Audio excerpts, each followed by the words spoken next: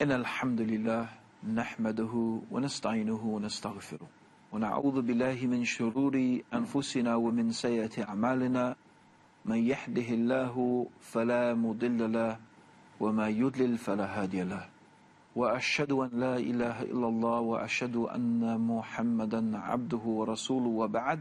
We begin by praising Allah, and we praise Him and we seek His help and we ask for His forgiveness. We seek refuge with Allah from the evil of ourselves and from the evil consequence of our evil actions. Whomsoever Allah guides, there is none to misguide, and whomsoever Allah leaves to go astray, there is none to guide. And I testify that Allah alone is worthy of being worshipped, and that Muhammad is the servant of Allah and His final messenger. Today we're going to conclude with perhaps the most misunderstood of the concepts that we are dealing with in Islam, and that is the concept of jihad. The word jihad has today become almost synonymous with terrorism, and that's something that is very important that we need to qualify and clarify. That jihad does not mean terrorism. In fact, when we look to the Islamic Sharia, to the Islamic law, we clearly find that terrorism, if we mean by terrorism the targeting of women and children and civilians in order to achieve our military, political, religious or ideological objectives. If that's what we mean by terrorism, targeting civilians, then it is absolutely clear from the Sharia, from the Islamic law, from the way that has been taught to us by Allah through His Prophet Muhammad, that such a way of fighting or conducting one's affairs is not allowed. In several different places, the Prophet Muhammad is reported to have said and told the Muslim armies who are fighting, do not kill the women, do not kill the children, do not chop down the fruit-bearing trees, leave alone the churches and the synagogues and the monasteries, and leave the people there to dedicate their life to what they dedicated their lives to. Even the Prophet Muhammad had prohibited the poisoning of water supplies. In one particular incident, we find that the Prophet Muhammad, may God's peace and blessings be upon him, after a battle, had noticed that his companions were gathered around something, and he said to one of the companions who was standing near him, "What is that? What is going on over there?" And his companion said, "O Messenger of God, it is a woman who was killed in the course of the fighting." And the Prophet Muhammad said, "That is not one against whom war should be fought." If the Prophet Muhammad showed his disapproval of a woman being killed in the actual battlefield, then how possibly could Islam allow targeting of women and children as an act of warfare? In fact, we find that the religion of Islam has taught the best way, the best manners, the best conduct. However, warfare is a reality of human life. Islam is not a pacifist religion. Islam is not a pacifist religion, but it is a peaceful religion. That means that Muslims are not expected or required that when they are being oppressed, when their lands are being invaded, when their communities and their religion is being insulted, that they should merely accept such a situation. Muslims are required and they are ordered in the Quran to resist such occupation and such treatment. In fact, the Prophet Muhammad, may Allah's peace and blessings be upon him, taught us that Allah does not love the oppressor, and Allah does not love those also who allow themselves to be oppressed. So as long as we have the ability to resist oppression, then we should do that. And so it is very clear that the Quran teaches a concept, and Islam teaches a concept of physical conflict, especially in the case of defending oneself and defending one's land. Therefore, if one has the ability to resist this attack, even with arms and with fighting, and if that is what is required, that is what the Muslim is obliged to do. And there are many passages in the Quran that teach us that when this situation occurs, when our enemy attack us, then we are required to defend ourselves. And we are required to resist that oppression and resist that attack, and do so in the most efficient manner. However, the Quran also tells us that Allah does not love the aggressors. Allah does not love those people who initiate aggression. And also that in nearly every single place in the Quran where Allah mentions fighting, is the Arabic word is qital. So whenever Allah subhanahu wa ta'ala mentions the physical fighting, the actual physical violent jihad, you'll find that also Allah mentions that if they incline to peace, then you should also incline to peace. So that Islam does not seek to have a prolonged situation of aggression and conflict. In fact, peace should be the norm. Peace should be the normal situation. Fighting, physical fighting, is a last resort. It's something that we have to resort to when there is no other means or no other way. However, the word jihad, although often does refer to a physical conflict in the Quran, often the word jihad is used to mean the physical type of fighting. The word does have in the Sharia a much broader meaning and a much broader context. Literally, the word jihad means to struggle.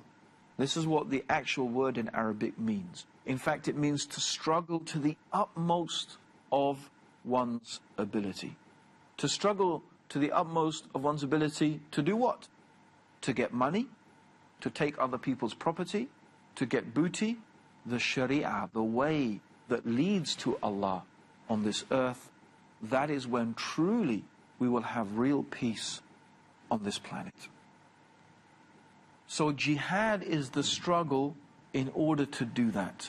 And it could be, primarily it is, an internal struggle. The first place that the jihad takes place is within one's own self, within one's own soul. This is known as jihad bil nafs, the jihad against your own passions and your own desires.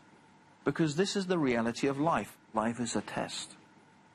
Allah has created this world the way it is to test us. Will we obey God or disobey God? And that's why there is poverty and wealth, health and sickness, beauty and ugliness, and so on and so forth. All of these things are a test to see, will we obey God or not? And one of the things that is part of that test is that we have desires. The human being has passions, desires. There are many things that we desire: money, wealth, children, land, houses, successful businesses, to be beautiful, to be famous, power, knowledge. There are many, many desires in addition to these that the human beings have. But the jihad of oneself is the fight to control these desires, to control them so that we are always within the boundaries of what the Sharia or what the Islamic law teaches, that we do not transgress or go beyond those things that God has forbidden and prohibited for us, that we always stay within the realm of what is allowed. In fact, one of the beautiful things about the Sharia is that in general everything is allowed, except those things that have been specifically prohibited. This is in terms, of course, of the worldly things. In terms of actual the religious actions, the actual acts of worship, is the other way around. When it comes to worshipping God, we can only worship God the way that has been prescribed. We can't invent new ways to worship God. We can't introduce new systems or new ways or new acts of worshipping God. We have to confine ourselves to the way that has been taught to us by the Sharia. But in terms of other things, in terms of what we can eat, what we can drink, the things that we can do, it is all lawful and it's all allowed except the things that God has prohibited. So this is the struggle, the internal struggle, that I should make my soul and my mind and my heart in a state of obedience and submission to God, so that in my mind and in my heart is the love of Allah. And the love of Allah, the love of God, is more than anything else. And that I put my faith in Allah, and my trust in Allah, and my hope in Allah. This is the internal struggle that takes place. And one aspect of this internal struggle is the struggle against the archetypal enemy, the great and sworn enemy of human beings, Iblis or Satan. Satan is one of the jinn, and he lived with the angels. When Allah or God first created the first human being, Adam, Allah said to all the angels, I'm going to create a successor on the earth. In other words, that God was announcing to the angels that he was going to create a creature on the earth that would succeed one generation after the other. And the angels said, oh Allah, are you going to create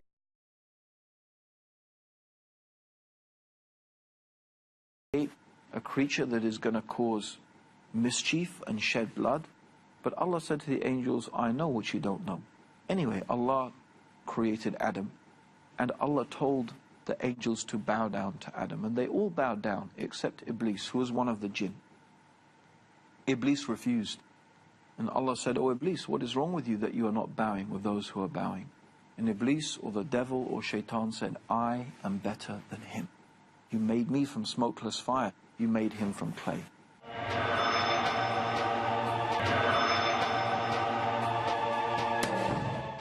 Satan is one of the jinn, and he lived with the angels. When Allah or God first created the first human being, Adam, Allah said to all the angels, I'm going to create a successor on the earth.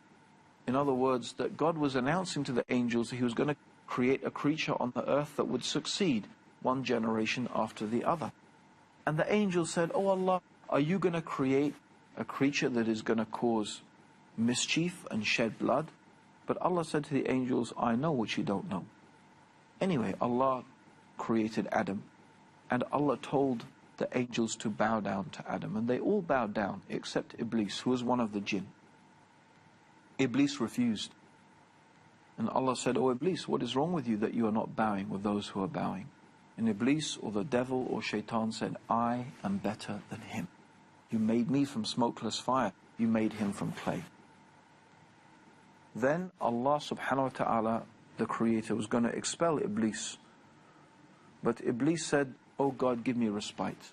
Give me until the last day, and I will misguide this humanity, this human beings. I will take them away from your straight path, and I will bring them all with me to hellfire, except some chosen few. So therefore, our sworn enemy is Iblis. So the other jihad is the jihad against the devil, or the jihad against Iblis. It's a battle that goes on 24 hours a day, 365 days a year, from one descendant to another descendant. It's an ongoing battle. And so this is another jihad, the jihad against Shaitan. And the devil attacks us with what? He puts into our head doubts. Doubts about Allah, doubts about his religion. And he stirs up within us our desires and our passions, and through that tries to mislead us away from obedience to Allah. So the other jihad is to fight this impulse, to fight this misguidance. This is the other type of jihad. Then we have the jihad of the tongue, or the jihad of the pen. This is when a person speaks out against injustice, wrongdoing, tyranny. With their mouth, they try to forbid what is evil and enjoin what is good. To call people to the true message of Islam, of submission to God, of the Quran, of the guidance that was given to Prophet Muhammad. This is what we call the jihad of the tongue, or the jihad of the pen. And this is another aspect of jihad. Then, ultimately and finally, we have that final type of jihad that we have mentioned, and that is the jihad with the sword, or the physical jihad that involves fighting. And again, this is specifically and only in order to defend the religion of Islam, the lands of Islam. Someone once came and asked the Prophet Muhammad, "O Messenger of God, one of us fights in order that he may be known as a brave fighter. Another one fights in order to capture booty. Another one fights for his tribe, or fights like for his, or for example, fights for his country, an equivalent may be. Which one of us," he said, "is fighting jihad?" The Prophet Muhammad, may God's peace and blessings be upon him, said, "The one who fights to make the word of Allah, obedience to Allah, the highest, this one is fighting jihad." And so this jihad, this struggle to manifest and to make clear and to make uppermost obedience to God, to make predominant that way of true peace and true happiness, this is an intrinsic, vital and essential part of the religion of Islam. In fact, the Prophet Muhammad, may Allah's peace and blessings be upon him, he described it as the peak of the matter, the very peak of this matter of Islam. And it is this jihad, this struggle, this fight to make obedience and submission to God the uppermost, that is so essential and important to the success, to the actual success of the Muslim individual and the Muslim nation collectively. Indeed, the Prophet Muhammad said that when we abandon this struggle, when we leave it and we become happy with our daily lives, going to work, farming the fields, doing our business, when we leave the struggle to make Allah's word the highest, and when we just become content with our daily lives, then we will find that Allah will allow our humiliation. In other words, we will find ourselves in a bad condition. We will find ourselves humiliated. And in fact, the Prophet Muhammad said, may God's peace and blessings be upon him, that Allah will not lift this humiliation from us until we come back to our deen. And the word deen in Islam means, it's often translated as religion, means our way of life, our manner. And so that means at the very heart of the Muslim way of life, at the very heart of our manner and our character, must be this struggle, this fight to make obedience to God dominant within ourselves and amongst the people around us. However, it is very important to point out that Islam does not allow us to compel anyone to be Muslim. It is very clearly stated in the Quran, La ikrah fid din. There is no compulsion in religion. Truth stands out clear from error. Islam itself means a willing submission to God. And it is true that some people need to be encouraged in a certain way, but actually compelling or forcing people to become Muslim, this is antithetical to what Islam teaches. In fact, it is a great myth that Islam was spread by the sword. It is true that in the early days of Islam, when the Muslims were subjugated to attacks and constant attacks by the Roman Empire at the time and by the Persian Empire at the time, the Muslims had to fight in order to defend themselves. And since those empires stretched for great areas, then ultimately the Muslim armies occupied many of those lands that were formerly the lands of the Persian and the Roman Empire. But it is noteworthy that no Muslim armies went to Malaysia, no Muslim armies went to Indonesia, the single most populous Muslim country in the world. In fact, Africa, the continent that has the most Muslims in it, especially Central Africa, no or very few Muslim armies entered into that area. So many of the lands where we find Islam today, it was not spread there by the sword. In fact, we find a remarkable phenomenon taking place, that in the West, Islam is the fastest growing religion in the West today. And Islam is growing at astronomical rates in the West and in the world in general. And there are no Muslim armies. There is no one in the West forcing people to become Muslim at the point of a sword. Yet Islam is still growing. This shows that the impetus, this shows that the reason why people accept Islam is not to do with forceful conversion. It is to do with the intrinsic nature of the Islamic truth.